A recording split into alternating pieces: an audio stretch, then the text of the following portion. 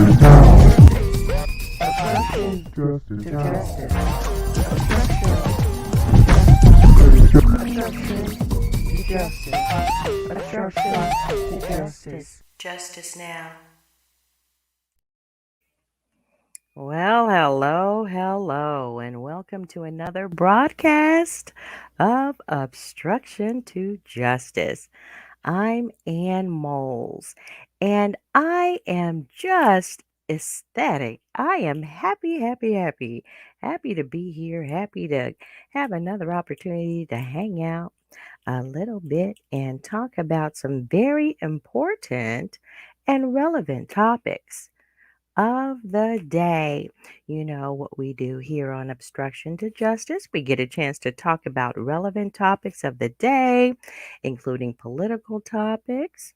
Yep, political topics, important topics that are just super important to the local community as well as the national community. And of course, my favorite topic, business. Yeah. And it's kind of funny because business ties in to every issue when it comes to society, doesn't it? I think it does. When you're talking about politics, then the politics is really about who's getting what and who's doing what. And so we're talking about business opportunities as well. Business politics that definitely has something to say when it comes to supporting the communities, local and national communities. And what I'm finding is that when we're talking about the different communities are kind of getting smaller. I think what I'm hearing, and this is something that they're broadcasting even overnight. You're getting BBC News. You're getting that's the British Broadcasting um, Communications, BBC. We'll look that up and see what BBC stands for. But, BBC, you hear the different news based on the perspective of uh, that broadcast.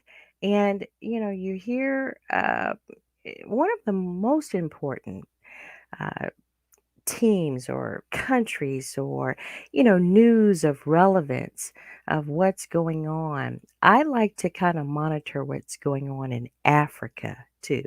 Now that might sound a little weird or strange. Being an American, I definitely like to hear the perspective of African communities because there's Africa is very important when it comes to economies, what's happening in Africa, how people are faring in Africa, the governments in Africa, and it's just important to know that our communities are getting smaller is kind of the point. Yeah. If I didn't say I'm Ann Moles and welcome again. And you know the drill. What you do is chime in with your perspective, what you'd like to share. There's no real judgment call here, in that I like for it to be as open as possible. Some people like to play, devil's advocate, the what ifs. Now, that's fine in some forms, but this is an opportunity for you to share and feel feel free to share, not to, feel condemned in it, because part of what goes on in communities is that you have to talk. You have to discuss what's happening, what's going on. We talked about some 7 habits of highly effective people. We've shared that a little bit. And one of the perspectives of the book, written by Stephen Covey, is to seek to understand, then to be understood. Now, people's views are way all over the board when it comes to ideals and perspectives. It really is. But there has to be, or should be. And I think that what happens is, even though the perspectives are all over the board, what you can do is agree to disagree, but then find common denominators, common interests that support community. That's really where we go with this. So, we if you're wanting to share, try to share how you feel about it. Yeah. I would. It's a safe forum. It's not we're not judging, we're not slamming. I'm not a shock jock, and obstruction of justice is just an opportunity to share. And of course, we do talk with different businesses and get the perspective of really what's really happening, boots on the ground. How are things really faring? And then going from there. Yeah. So feel free to chime in. Do share what you're needing to share, and share what it is that is important to you. Not so much, to try to play, the other side, the other card, the what ifs. There's plenty what ifs, is the point. There's all kinds of what ifs because people have different opinions that go across the board. Okay. Now, what I do want to get started right away because there is so much to discuss today. We're going to talk a little bit about the U.S. Missouri Senate race 2022. And we've shared with Dr. Gina Ross before. She's been on the broadcast earlier on this year. And uh, we did share a little bit during our last broadcast to share that she's definitely running for the U.S. Missouri Senate race in 2022. And that's going to get started as far as the campaigning. Uh, it's going to get started here. They've already started with the open forum discussions and everything. And we have been working with the campaign as well.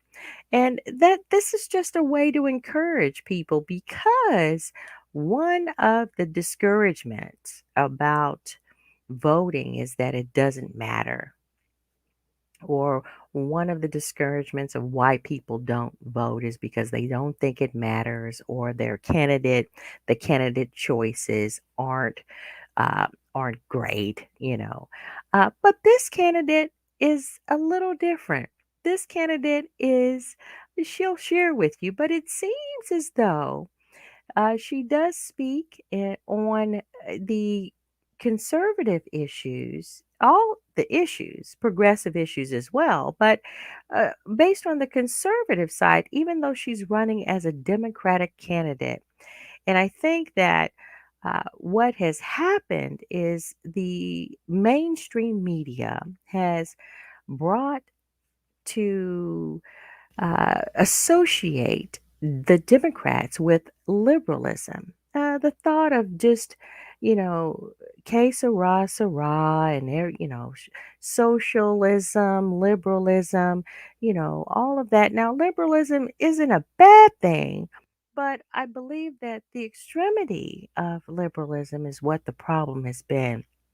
And Democratic voters have been pegged or put into that box of being liberal. And then you have the Republican voters who have been pegged and put into a box to say that they're conservative. So conservative rights, and based on um, really Bible believing, Bible thumpers. They do reference the church a lot.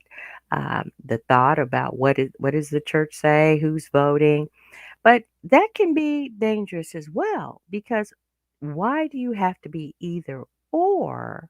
Why do you have to be liberal or conservative? I think that what we've talked about and what I've shared on the broadcast is that, you may tend to vote, you want to vote for the better candidate. And that's something that Missourians will have a chance to do. The state of Missouri isn't where you have to declare whether you're Republican or Democrat during the voter registration process.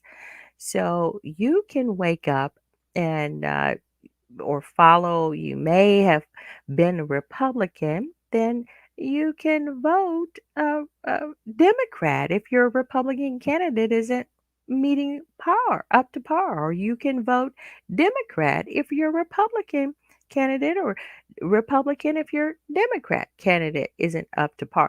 See, you're not pegged. You don't have to vote one certain way because you've registered that way.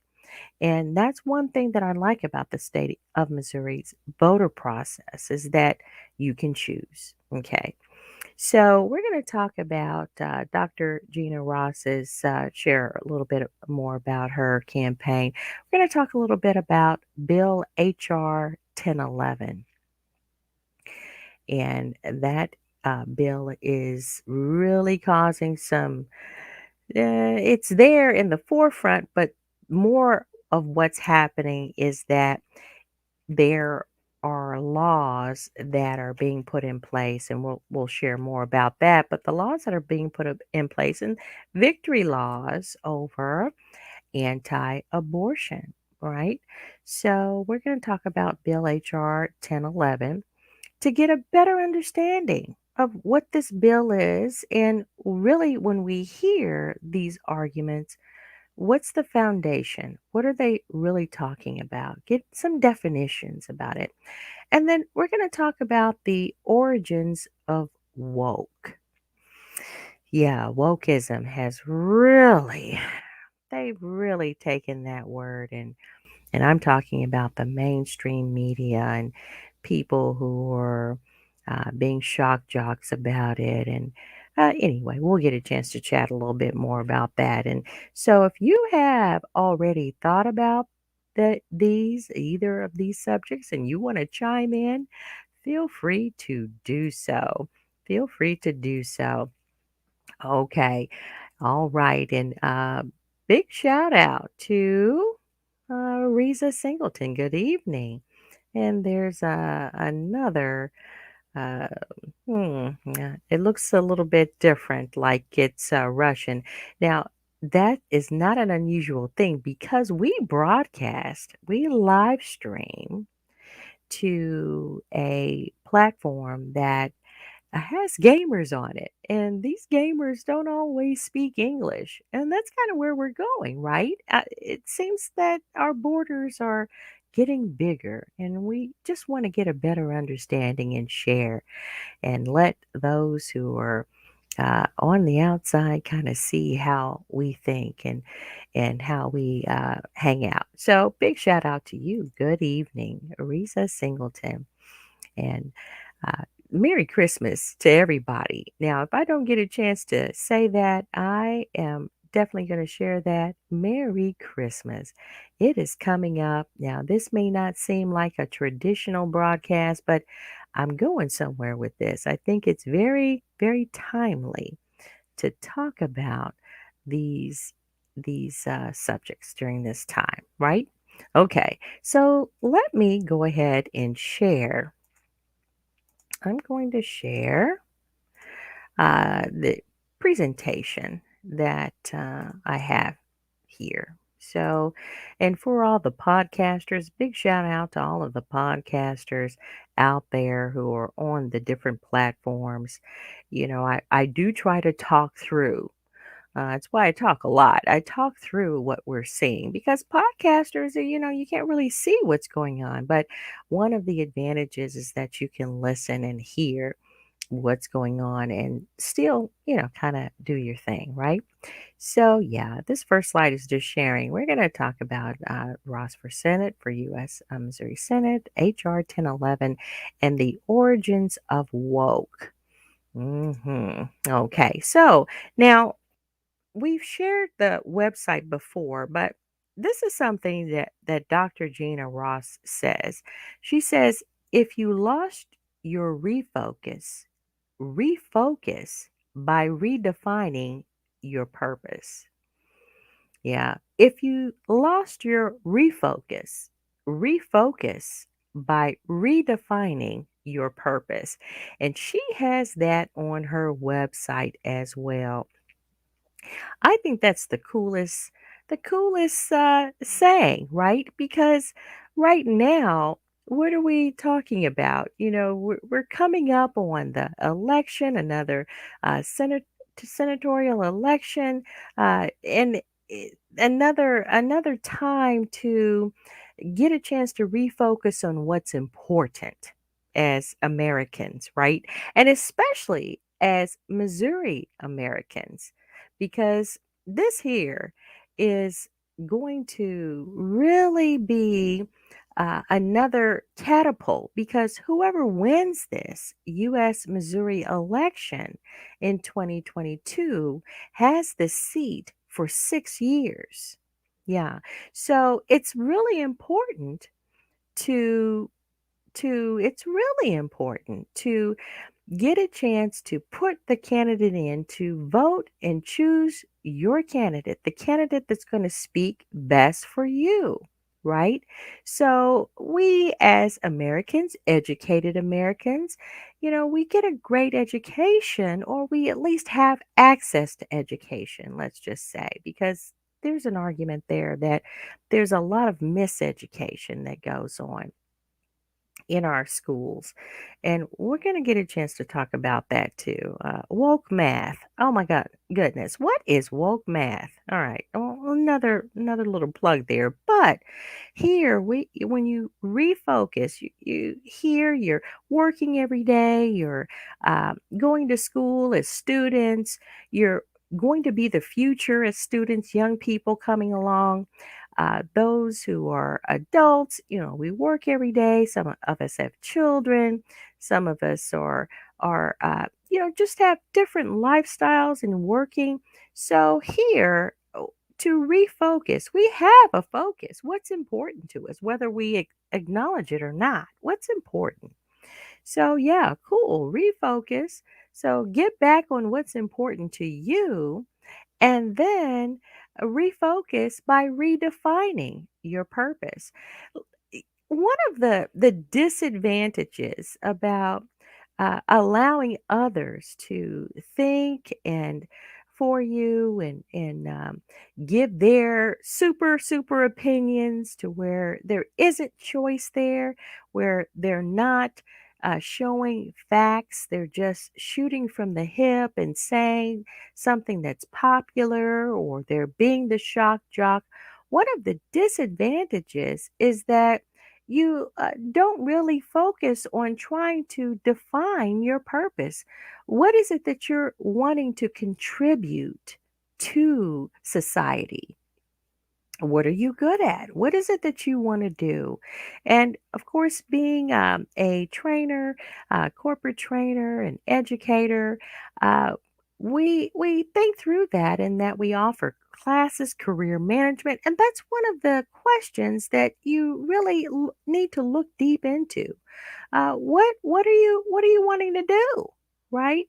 So that is why it's an opportunity here to where we can take a look and get some good definitions and look at what's going on. So refocus by redefining your purpose. Okay, that's good. Okay, and the thing about candidate Dr. Gina Ross, you can go out to her website at www.ross4ussenate.com. And there it has great information about what she stands for, right? And we just got a blurb right there. Great saying here. It also has a way for you to donate, a way for you to stay connected. So if you want to receive the newsletter, if you'd like to get involved with the campaign, uh, to support, to follow along when she's speaking at various forums, I would suggest that you go out there and sign up to stay connected with Dr. Ross's campaign.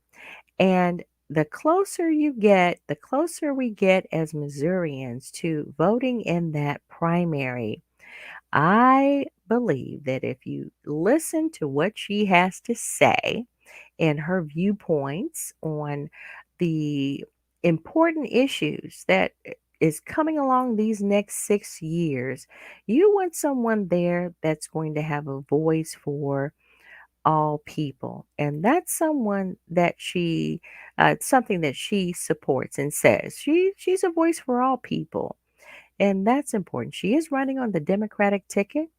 And like I said, for some of us who are not Democrats, yeah, I let it out the bag. I have voted both. I voted Democrat. I voted Republican.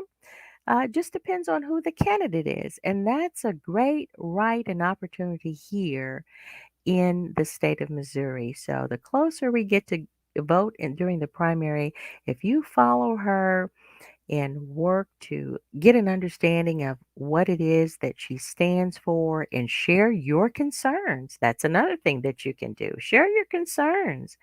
Ask her the questions. You can send over the questions. Go to the website and select to chat and send over a question that you would have for what is it that's important to you, right? So, again, support Dr. Gina Ross. She's the Democratic candidate for the U.S. Missouri Senate, and she's running in the 2022 election. You can check her out at www.ross, that's ROSS, for FORUS Senate.com. Yes. And what a cool lady. Yeah, we're working with that campaign, and that has been a super experience so far. And we're really looking to move forward and move ahead and just work and do as much as we can to support. Donate. Yeah. So, you want to donate and help a candidate that you believe in. Yeah, support by voting, and you can vote using your dollars by donating. All right, and there's a way for you to do that out there on the website as well. Okay.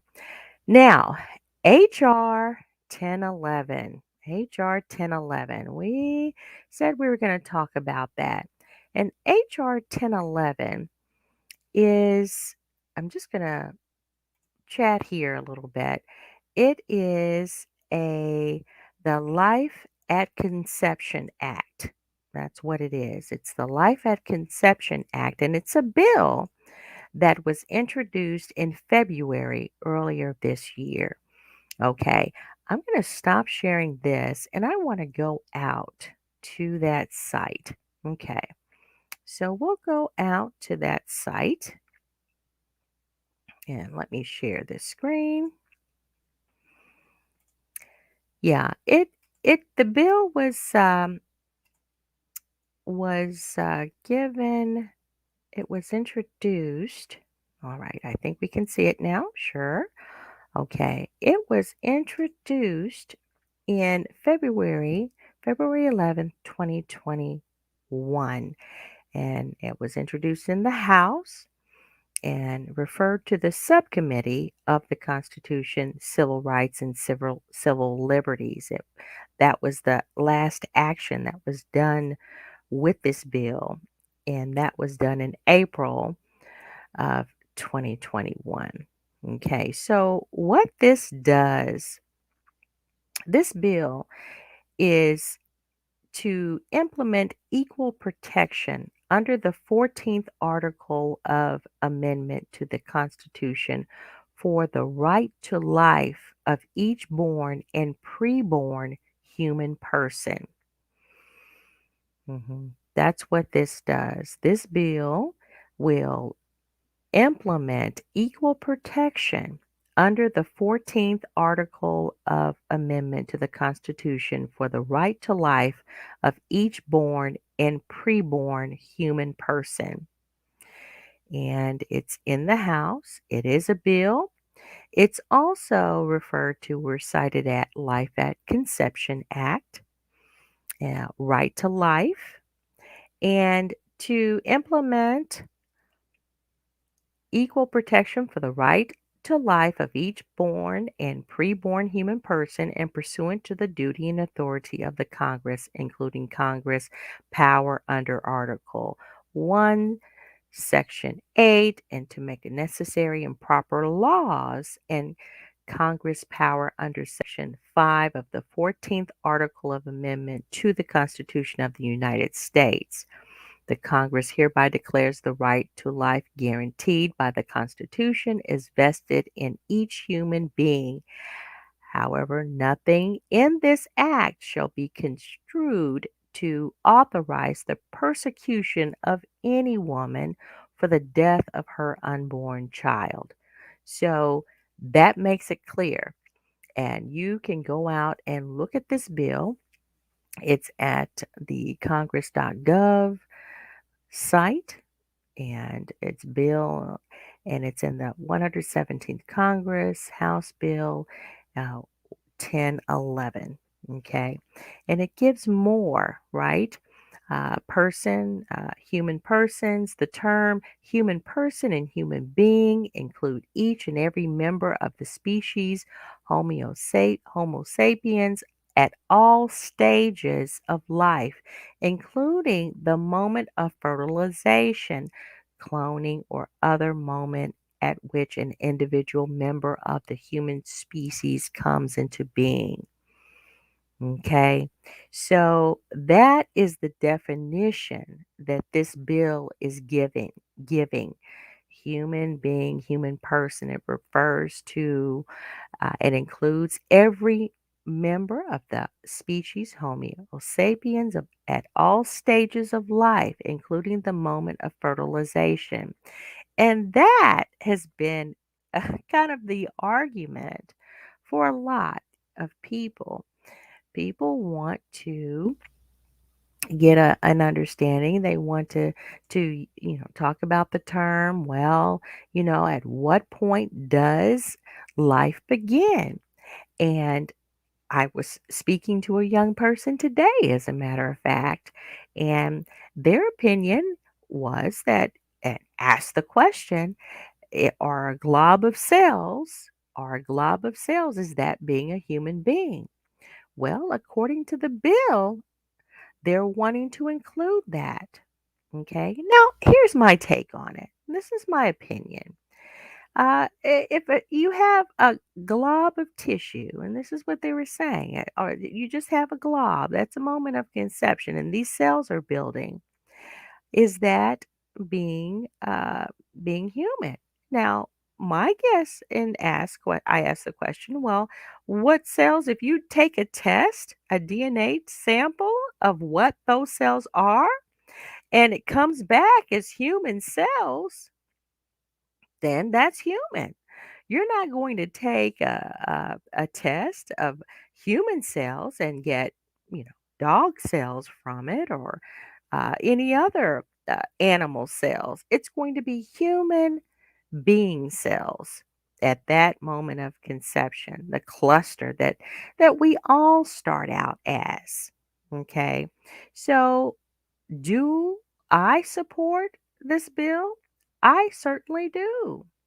In that there's many reasons to think through this, right? Number one, life is precious. Life is something that's a gift. Life is something that is a gift from a creator God. I am a Christian. I say Merry Christmas, and it's real. Yeah, I do believe in God. And if we don't value the life that has been given us, then what is it, right? It becomes cheap, and people become disposable no matter where they are in the life cycle. So if you're disposable at the moment of conception, and that's still being a human being because those cells say human being, then you can be disposable at whatever age or stage you're in as a human being. You can be disposable as an elderly person.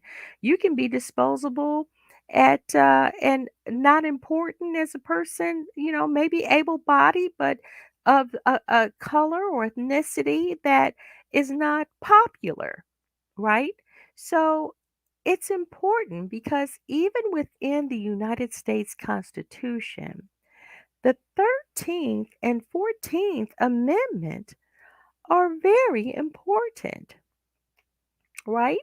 And that gives us protection under the laws of this great country. mm, this great country of the United States of America. Now, I agree. Let's not prosecute women for that decision. And the law clearly states that there's no intention in that. No one's going to jail. But if I am not a human being at conception, then am I a human being at 30? Or maybe society says, okay, well, it's time to get rid of 40-year-olds because we want younger people so that we can influence them the way we want to influence them. And that's something that's big even in business. There was a big deal to hire young so that you can groom them into the culture of that company, right? So young people are pliable in that. But I think that when we're educating ourselves, then we get to have an opinion. We get to focus on purpose. We get to agree and disagree. But we have to look at the truths. So I support the HR 1011. Now, it hasn't gone any further than that, but what it has done is it has been a uh, a way where other laws are in place. Okay, other laws are in place to come to protect human beings at the moment of conception and up to 10 weeks. There's something that I want to share with you that has been really, really going on here with this pill. All right, let me stop sharing this, and I'm going to go out here. Remember, I talked about the 14th Amendment. So let me share that. I do have some information on that. And that 14th Amendment here. Okay. So that's what HR 1011 is wanting to do. Okay. It wants to amend, it wants to add this extra clause to outline the importance and to identify what being a human being is and allow for that human being to be a U.S. citizen and therefore protected under the Constitution, the laws of the land. Okay, the 14th Amendment um, addresses many aspects of citizenship and the rights of citizens. And I found this out here at law.cornell.edu, Legal Information Institute. Now, this is Cornell University, right? And we're familiar with that big university, college. All right, so the 14th Amendment addresses many aspects of citizenship and the rights of citizens. The most commonly used and frequently litigated phrase in the amendment is equal protection of the laws, which figures prominently in a wide variety of landmark cases, including Brown versus the Board of Education, which dealt with racial discrimination, Roe versus Wade, which is the reproductive rights, and Bush versus Gore, election recounts, Reed versus Reed, gender discrimination, and University of California versus Bake, Bakey, racial quotas in education. And there's many more, right? But the 14th Amendment, what it says is that all persons born or naturalized in the United States and subject to the jurisdiction thereof are citizens of the United States and of the state wherein they reside. No state shall make or enforce any law which shall abridge the privileges or immunities of citizens of the United States, nor shall any state deprive any person of life, liberty, or property without due process of law, nor deny any person within its jurisdiction the equal protection of the laws. So, Bill H.R. 1011, if passed, that embryo, that cluster of cells that we hear so much about, the first stage of conception, at conception, being the human being, defining conception as being the first state of being a human being, would include protecting the human being. Okay. So that's why it's important. That's why it's important. Okay. So let's go ahead and I'm going to share. What are we looking at here? So we talked about the HR 1011. We talked about the 14th Amendment. All persons are born of natural in the United States, naturalized in the United States, are subject. So it gives the protection. We talked about how the 14th Amendment would protect the that first stage at conception, the glob of cells, however a person wants to describe it, on through. Okay, now here's something that is really interesting. And we've been hearing about the Texas abortion law that has really had a resounding effect on limiting, stopping abortions in the state of Texas. I'm going to go ahead and share this screen that I have. Okay. And this is pretty interesting in that not only has it stopped abortions in Texas, but this law, people are concerned that it's spreading to Missouri. Okay.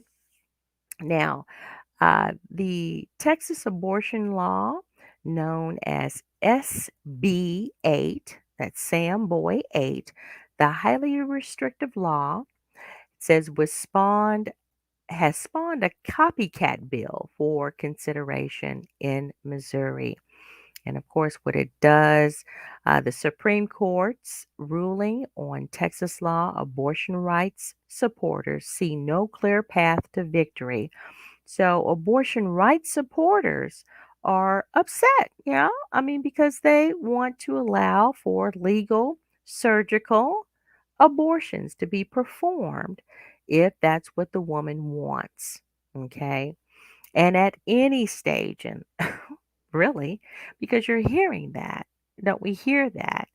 That they want to limit. Okay, well, a woman can have abortion up to 20 weeks or up to whatever, 10 weeks. And we're going somewhere with this, right? So, but what this Supreme Court is saying is no abortions, period. No surgical abortions. And if you perform a surgical abortion, you're liable for a lawsuit. Okay.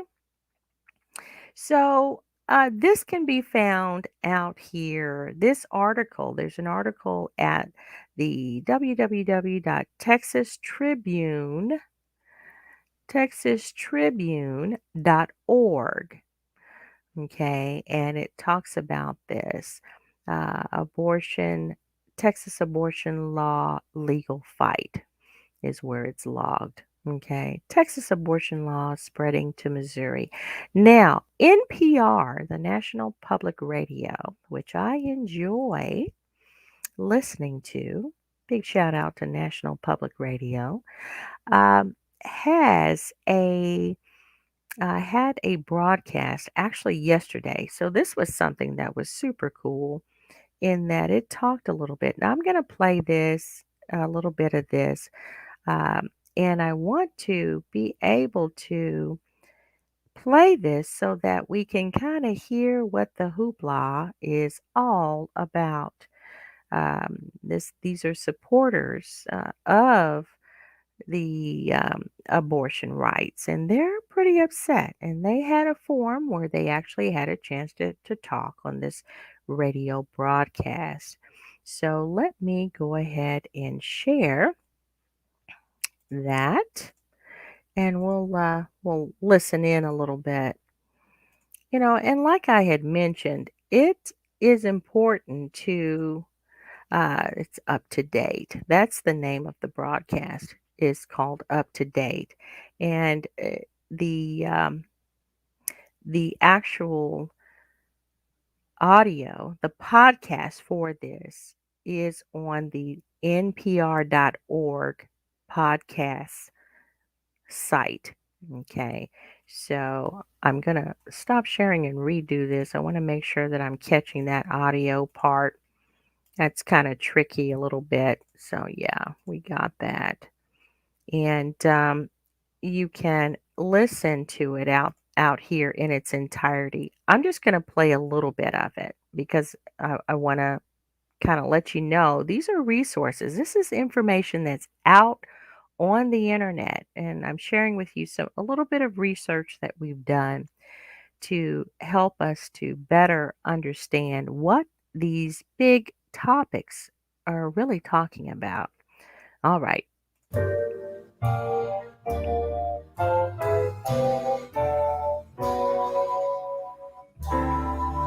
This is Up to Date on KCUR 89.3. I'm Steve Kraske.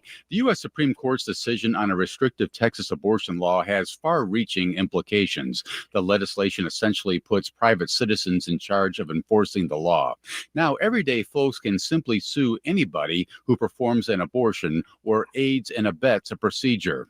So how does this law open up the opportunity for other states to take similar steps, even in regards to other established laws? And what does it mean for the future of reproductive rights? Joining us now is a pair of UMKC law professors to talk about this. Yvonne Lindgren is here. Yvonne, nice to have you. Welcome. Thank you so much. Also, David Ochtenberg. David, welcome back to you. Nice to see you. So for our listeners who may not know the details of this bill, Yvonne, it's known as SB 8. What exactly does this thing do? Well, it's a unique restrictive abortion law, and it's unique because it's procedurally designed so that it does not have any state enforcement mechanism. And what's the point of that? The purpose is that it's an attempt to evade review by the courts, a pre-enforcement challenge review, so that if the state is so traditionally restrictive abortion laws are regulated by the state through either criminal or administrative means. And when a law comes out that is clearly unconstitutional, as this one is under current Supreme Court precedent, the providers who are subject to the law can bring a pre-enforcement challenge, meaning they can go into court before it takes effect and say this law is unconstitutional and we need you to stop the state from enforcing it. Why can't they do that now? Well, the problem is one of who to sue. So what they've done with this law is they've said that any citizen can bring suit, and it specifically says that the state officials may not bring suit. And so the problem is, who do you bring into court? Who do you sue in a law like this? You can't sue the public at large because of lots of different reasons around, a lot of constitutional problems about being able to bring someone into court to sue them based on whether it's likely that they're going to bring suit. And couldn't you just wait for the first citizen to file suit and then file an action against that person?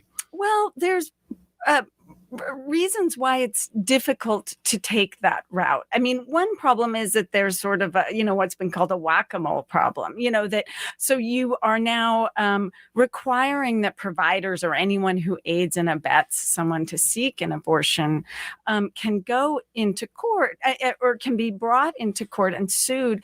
And they are they're essentially subjected to unlimited liability. And so Hmm. providers are reluctant to be brought into court because there is so much at stake for them. But there's also issues around, whether that is going to, that can challenge whether the law is unconstitutional. But the Supreme Court has not been willing to stop the law. They have Hmm. left it in effect. Okay. So that's the gist of the the SB 8 law that has been passed in the state of Texas, and it shuts down abortions. There you can't get an abortion in Texas, and it's holding. There's still a long way to go as far as litigation. You know how the court system does. This is what happens. Okay, then we'll take this route and take you back to court, and we'll do this route. And, so it's just kind of a back and forth volleying of continued litigation until something is, decided on or something changes. But here's something that within that, and that was, that was the National Public Radio that was up to date, Steve Kresge and his guests from December 21st. Okay. Now, I do want to talk about the what people have been doing instead. Okay, so from what I understand, 40% of abortions are done without surgical procedures. So 40% of abortions happen with the pill. There's a pill there that is used. And I'm going to share this article that addresses that as well. Uh, and this is something the FDA, and this is the Food and Drug Administration, is what the FDA stands for. And this is also an article on NPR.org, nationalpublicradio.org. It says the FDA relaxes controversial restrictions on access to abortion pill by mail. And this article was published this month as well on the 16th. Now, the Food and Drug Administration has announced it will relax controversial restrictions on heavily regulated medications used to induce abortions, easing access to the drug at a time when abortion rights are being increasingly restricted nationwide. Okay, so this is a drug and it's used with another drug. It's in combination. Uh, Mifepristone and misoprostol. It's used in combination to terminate pregnancies up to 10 weeks and is sometimes used to treat women experiencing miscarriages. So, that's kind of, from what I gather, that's probably what it was originally used for, because of course, when a woman experiences the miscarriage, there's some things that need to happen to continue and follow through with what's happening so that the woman gets well. Okay. Now, but this drug is being used for abortions. Now, I've heard it called a morning after pill and everything. And to me, this is just another way of abortion. And yes, it is. And it says up to 10 weeks. So you can actually take this pill and then if you know you're pregnant or you've missed, and it will work through aborting the pregnancy, aborting the human being, right? So this is what happens. Now, the big controversy is okay, well, can you get this pill by mail?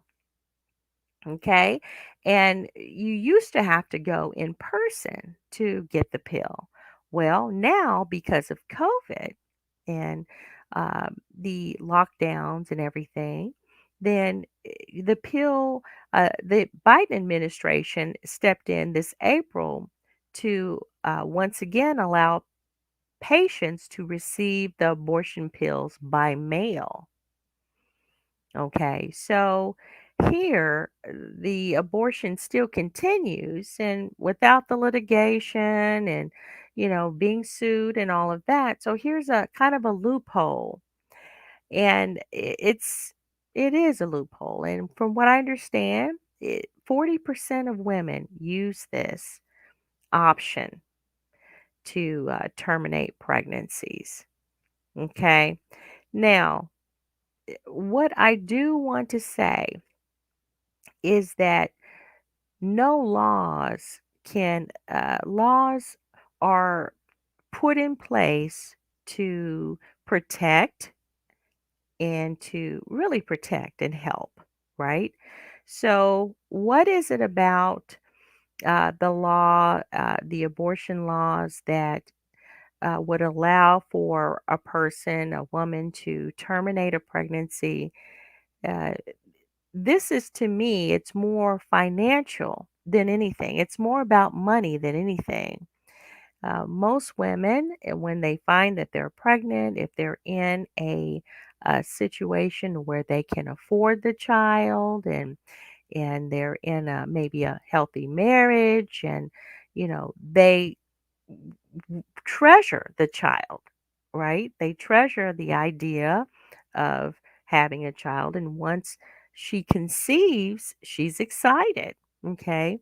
Now, it's a baby then, and it's also a baby if she loses that pregnancy, that baby, in an accident of some sort, and she goes to court and she sues and for $1 million, it's a baby then.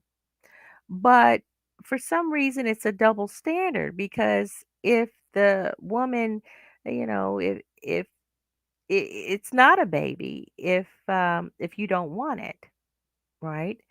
So there has to be a law defining what life is, and to um, to hold the laws accountable, because I see where this abortion, it cheapens life. It cheapens it. So we don't want to put a dollar sign on life. We want to embrace life, and those who have ways and means and resources are responsible to share, right? And to support and to educate, to where it becomes a better society and not one sided. We're going to get more into, I'd like to talk a little bit more about how Roe versus Wade came into effect and how abortion rights, what made it popular then. Okay. What was the big deal? Why abortions? So, some history on that. But, as to say, here, this abortion pill is just another loophole, another way. All right. Now, I'm only going to have time to provide the overview of what we were sharing about the origins of woke. Okay. So I'm going to go ahead and share my screen. And this is just featuring an article that I found that is, you source it. You source articles. I do. I don't just throw something up, but I source them to make sure that it's relevant and that it's good, reputable. Now, this article is by Benjamin Butterworth. Now, he is an editor and reporter out of the UK.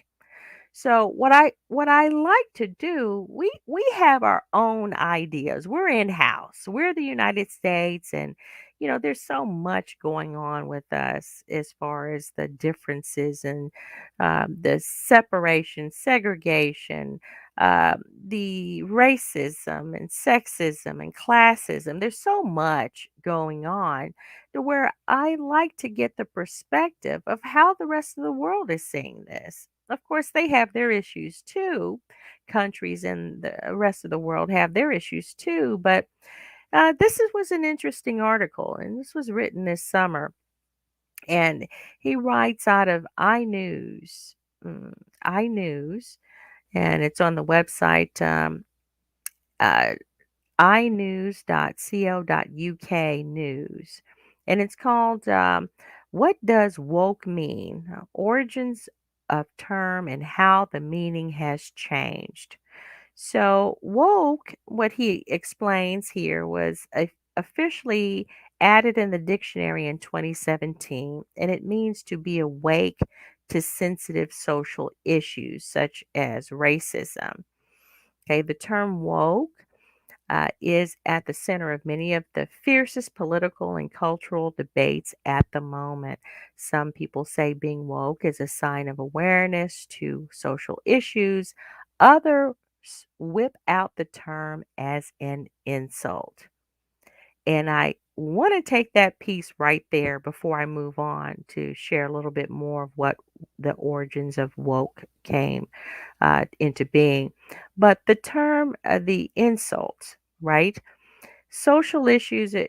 I think that cultural slang is, to me, is a creative way to communicate. Cultural slang. It's a creative way to communicate.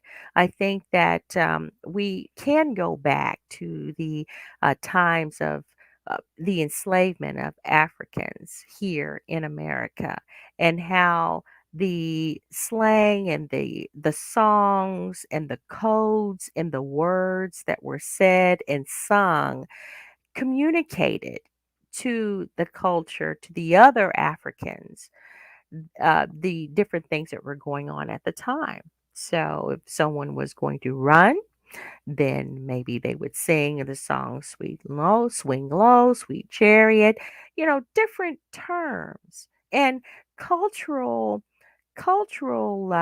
terms. It makes for a community of creativity, but then a community of communicating and understanding what's happening, what's going on, sort of like code. And I think that even age groups have code. It's okay when young people come up with different terms for their generation, and how the terms may be in style, but then another generation comes along and now it's not in style to say it anymore. So it seems to be okay when it's used in that perspective, the different terms, cultural creativity of terms. But when it's used, when African Americans use it, then there seems to be an issue. And that's something that I've noticed. So the insults would come because they're people are putting woke on everything, and they're bashing the idea of being woke. mm, which, yeah, it just simply means to wake up, to wake up.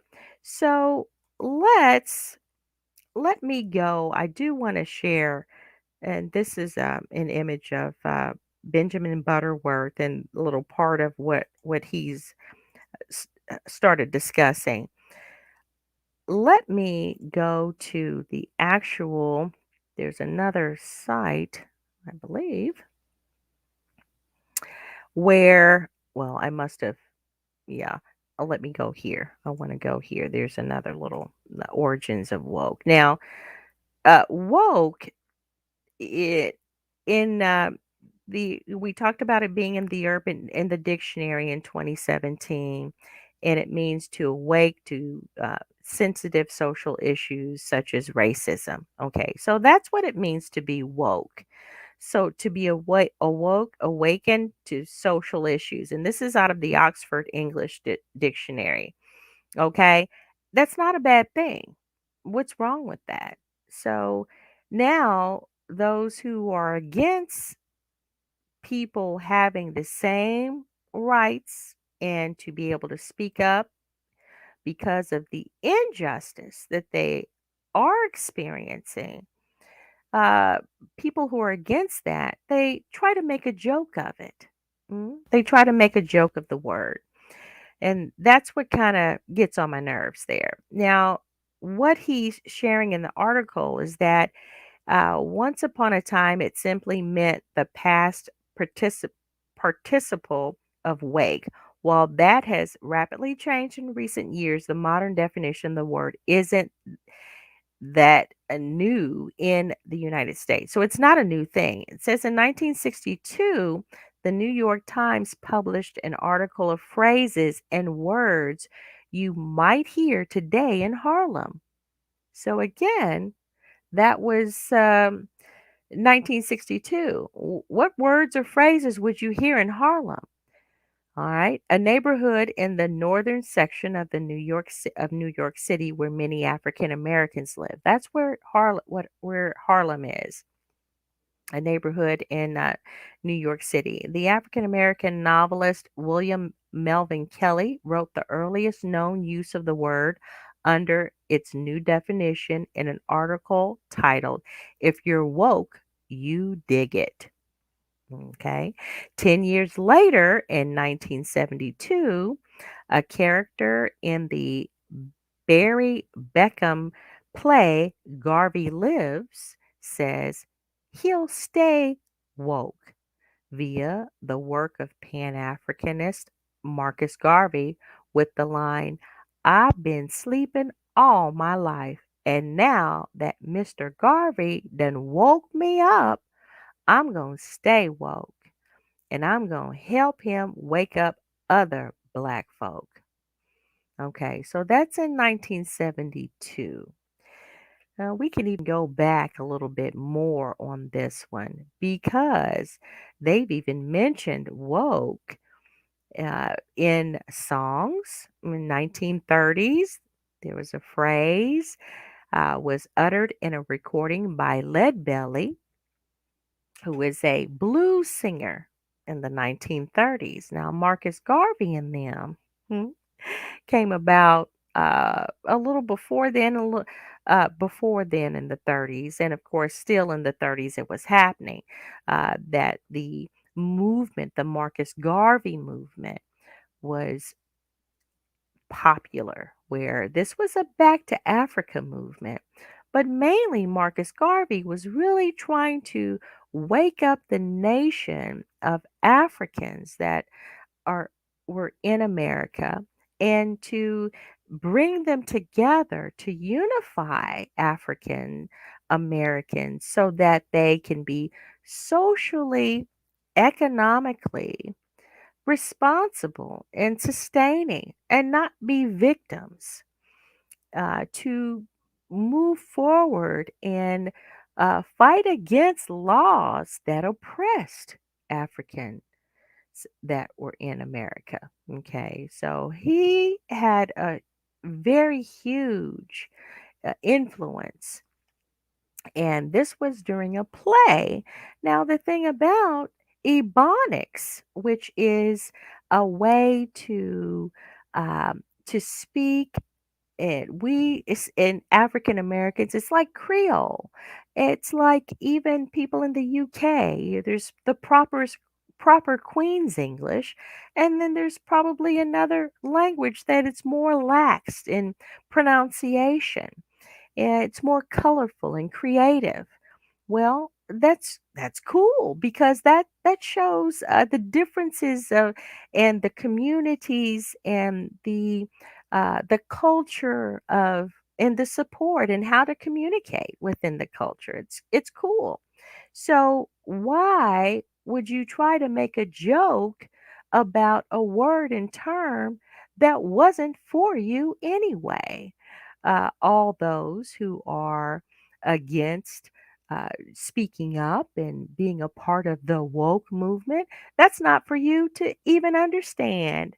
So, for you to use it as a joke, for you to use it in anger and as a joke to mock it, to mean oppression, and to for it to mean oppression to the sense to where it means um, liberalism. It means taking over, and then conservatives are at a disadvantage. It means giving up white privilege. No. It means, are you aware of what's happening to you? Don't be a slave and just live in mundaneness. Live on purpose. Rise up and enlighten your mind with truths and Black heritage and community so that your children and grandchildren will have a better life. That's what woke means. So don't be offended. If you're offended, I would suggest you not even use the term. No, don't even use it because it's not for you. It's for African Americans, it's for people that are aware that there's something that's not right. And we want to wake up and enlighten ourselves with truth and practice those things that will make America a better place for all Americans. All right, there we go. So that is the beginning. That is the introduction. Uh, that's the origin of woke. And we're going to come back and talk a little bit more because I'm out of time. I'm way over time. But we're going to explore what all of this communicating in a negative way and how people are agitating and wanting to start fights as opposed to uh, liberating and educating and sharing so that we can get a collective understanding and come up with solutions that are win win. Remember, Stephen Covey says, seek to understand, then to be understood. There's a lot of fear mongering that goes on when people agitate and say that um, woke is a negative thing. To be woke is negative, and to be feared. And here come the liberals. Here come the people that want to take away our standard of living. Nobody wants to do that. And I will say that our God, and see, this is one of the reasons why you trust in the Lord and not in government. But our God is an awesome God. He's a big God, and He's more than capable of providing for each and every purpose that a person has that He sent here to live life. He's well able to provide for. It's just the greedy people that and the haters and the oppressors that want to steal, kill, and destroy life. All right. That's my take on it. Okay. So we are done for right now, but I do want you to be encouraged. Have a Merry Christmas and a Happy New Year. And I always say, if the Lord says the same, we will see you next time.